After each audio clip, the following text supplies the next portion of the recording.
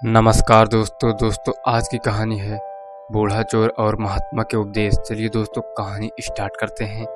किसी नगर में एक बूढ़ा चोर रहता था। 16 वर्षीय उसका एक लड़का भी था। चोर जब ज़्यादा बूढ़ा हो गया तो अपने बेटे को चोरी की विद्या सिखाने लगा। कुछ ही दिनों में वह लड़का चोरी विद्या में प्रवीण हो गया। दोनों बाप बेटा आराम से जीवन व्यतीत करने लगे। एक दिन चोर ने अपने बेटे से कहा, देखो बेटा, साधु संतों की बात कभी नहीं सुननी चाहिए। अगर कहीं कोई महात्मा उपदेश देता हो तो अपने कानों में उंगली डालकर वहां से भाग जाना, समझे? हाँ बाबू, समझ गया। एक दिन लड़के ने सोचा, क्यों ना आज राजा के घर पर ही हाथ साफ कर दूं। ऐसा सोचकर उधर ही चल पड़ा। थोड़ी दूर जाने के बाद उसने देखा कि रास्ते के बगल में कुछ लोग एकत्र होकर खड़े हैं। उसने एक आते हुए व्यक्ति से पूछा, उस स्थान पर इतने लोग क्यों एकत्र हुए हैं? उस आदमी ने उत्तर दिया, वहाँ एक महात्मा उपदेश दे रहे हैं। यह सुनकर उसका माथा टनका। इसका उपदेश नहीं सुनूंगा। ऐसा सोचकर अपने कानों में उंगली डालकर वह वहां से भाग निकला।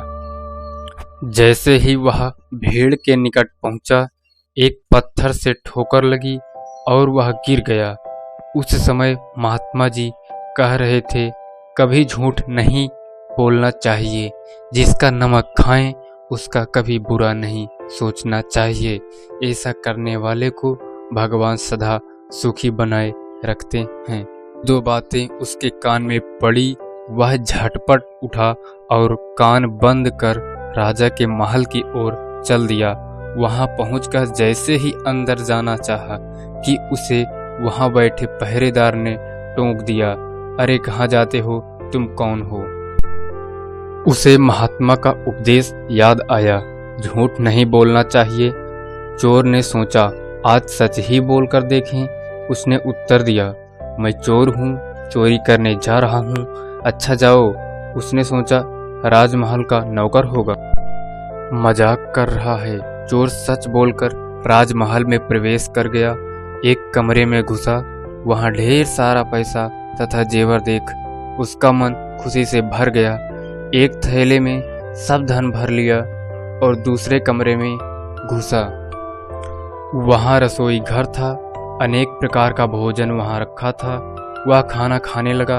खाना खाने के बाद वह थैला उठाकर चलने लगा कि तभी फिर महात्मा का उपदेश याद आया, जिसका नमक खाओ उसका बुरा मत सोचो। उसने अपने मन में कहा, खाना खाया उसमें नमक भी था, इसका बुरा नहीं सोचना चाहिए।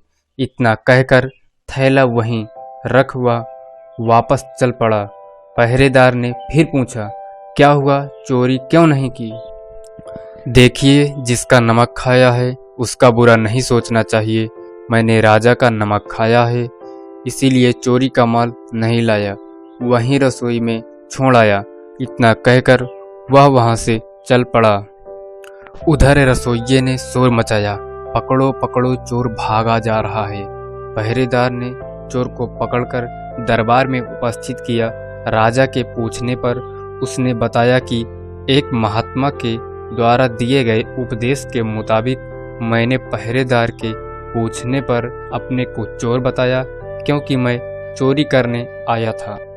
आपका धन चुराया, लेकिन आपका खाना भी खाया जिसमें नमक मिला था, इसीलिए आपके प्रति बुरा व्यवहार नहीं किया और धन छोड़कर भागा। उसके उत्तर पर राजा बहुत खुश हुआ और उसे अपने दरबार में नौकरी दे दी।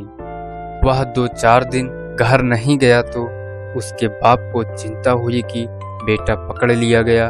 लेकिन 4 दिन के बाद लड़का आया तो वह अचंभित रह गया अपने बेटे को अच्छे वस्त्रों में देखकर।